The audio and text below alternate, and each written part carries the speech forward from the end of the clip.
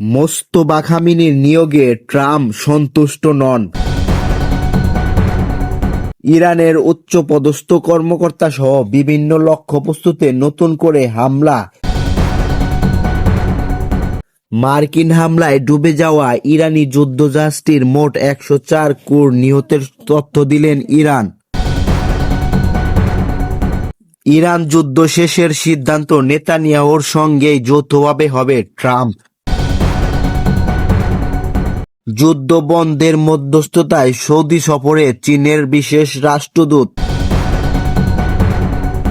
বাহরাইনের প্রধান তেল শোধনাগারে হামলা।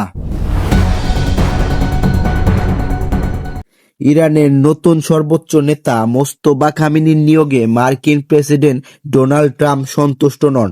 ট্রাম্পের বরাত দিয়ে রক্ষণশীল মার্কিন সংবাদ মাধ্যম ফক্স নিউজের এক অনুষ্ঠানে এ কথা বলা হয়।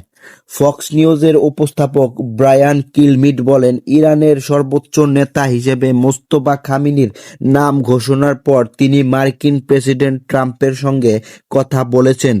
ট্রাম্প তাকে বলেছেন, আমি সন্তুষ্ট নই। এ বিষয়ে কিলমিড আর কোনো বিস্তারিত তথ্য জানাননি।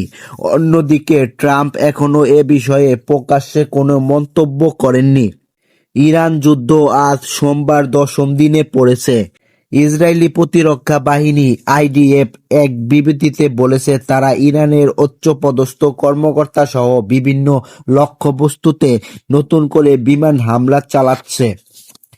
বিবৃতিতে বলা হয়, আইডিএফ ইরানের কেন্দ্রস্থল অবস্থিত ইরানি শাসকদের অবকাঠামোর ওপর নতুন করে হামলা শুরু করেছে। উচ্চপদস্থ ইরানি কর্মকর্তাদের নিশানা করে হামলা চালিয়ে যাওয়ার কথা জানিয়েছে ইসরায়েল। ইসরায়েলের দাবি, ইসরায়েলি হামলায় ইরানের সর্বোচ্চ নেতার সামরিক কার্যালয়ের প্রধান আবু কাসেম বাবাইয়ান নিহত হয়েছেন। তিনি সম্প্রতি এই পদে নিযুক্ত হয়েছিলেন। শনিবার চালানো হামলায় তিনি নিহত হন।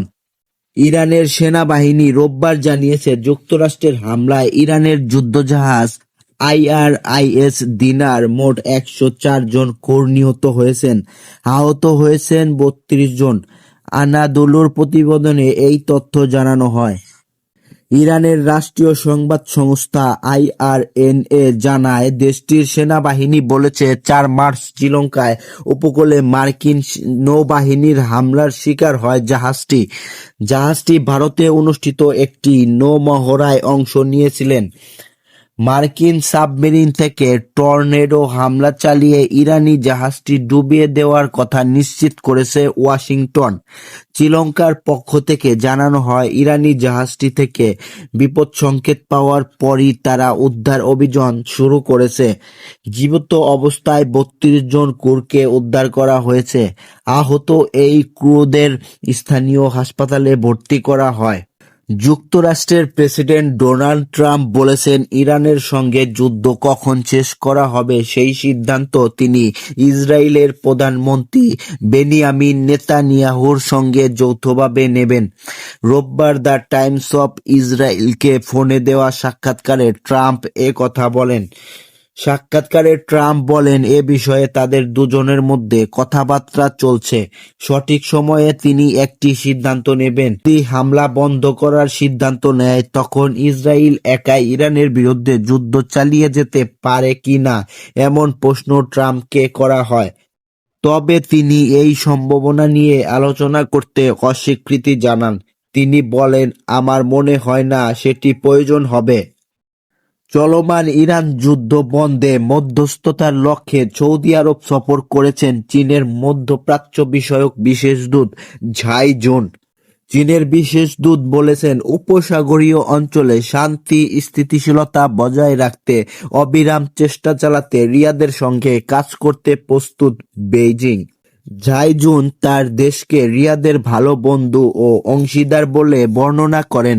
সফরকালে তিনি সৌদি আরবের পররাষ্ট্রমন্ত্রী ফয়সাল বিন ফারহান আল সৌদের সঙ্গে বৈঠক করেন।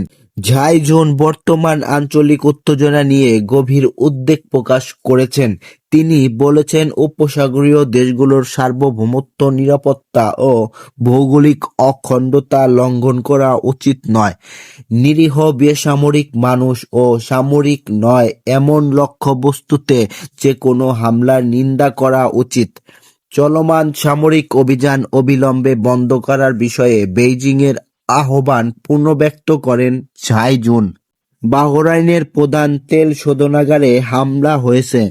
হামলার পর তেল শোধনাগারটির দিক থেকে ঘন ধোঁয়া উঠতে দেখা যায়।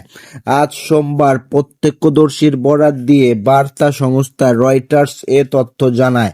হামলার শিকার বাহরাইন পেট্রোলিয়াম কোম্পানিটি দেশটির প্রধান তেল শোধনাগার। এটি দেশটির জ্বালানি খাতের অত্যন্ত গুরুত্বপূর্ণ একটি প্রতিষ্ঠান। প্রত্যক্ষদর্শীর ভাষ্য, সরকারের দিক থেকে প্রথমে বলা হয়েছিল ইরানি ড্রোন হামলায় তেল শোধনাগারে ক্ষয়ক্ষতির ঘটনা ঘটেছে, লোকজন আহত হয়েছে। পরে তেল শোধনাগারটি থেকে ঘন ধোঁয়া কুয়াশা আকাশে উঠতে দেখা যায়। হামলার পরে কোম্পানিটির পক্ষ থেকে বলা হয় পরিস্থিতি নিয়ন্ত্রণের বাইরে, তাই তারা চুক্তি অনুযায়ী তেল সরবরাহের বাধ্যবাধকতা পূরণ করতে পারছে না।